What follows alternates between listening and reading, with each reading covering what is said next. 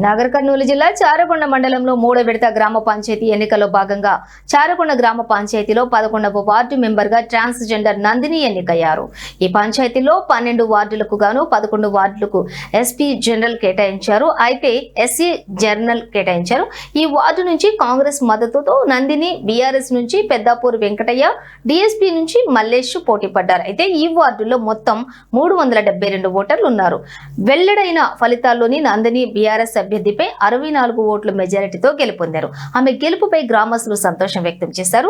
అనంతరం ఆమె మాట్లాడుతూ ట్రాన్స్జెండర్ మహిళలు ఓన్లీ నూతన గృహ ప్రవేశాలప్పుడు శుభకార్యాలలో పరిమితం కాకుండా అన్నిట్లో మేమున్నామని చాటి చెప్పారు. అందుకు గాను నన్ను ఆదర్శంగా తీసుకుని ట్రాన్స్జెండర్స్ అందరూ కూడా మహిళలు అన్నింట్లలో ముందు ఉండాలన్నారు. కాంగ్రెస్ పార్టీ నా సేవలు గుర్తించి నన్ను గెలిపించిన గ్రామ ప్రజలకు అన్ని వేళలా అందుబాటులో ఇక్కడే ఉంటూ వారి యొక్క గ్రామ అభివృద్ధి కోసం తోడ్పడతారన్నారు. వాళ్ళ కోసం పోట్లాడాలి, ప్రజల కోసం మనం గెలిపించిన ప్రజలకు మనము గెలిచినామని. చారకొండ ప్రజలకు నమస్కారం చేసుకుంటున్న నా పేరు నందిని. నేను ఒక ట్రాన్స్ మహిళను. నేను 11వ వార్డు నెంబర్ నిలబడ్డాను. కాంగ్రెస్ ప్రభుత్వం నన్ను చూసి మంచి నా సేవలు చూసి కాంగ్రెస్ ప్రభుత్వం నాకు వార్డు నెంబర్గా గెలిపించడం జరిగింది. మా సర్పంచ్ గారు ఓడిపోయిండ్రు, మా బాలరామన్న ఓడిపోయినందుకు చాలా బాధగా ఉంది.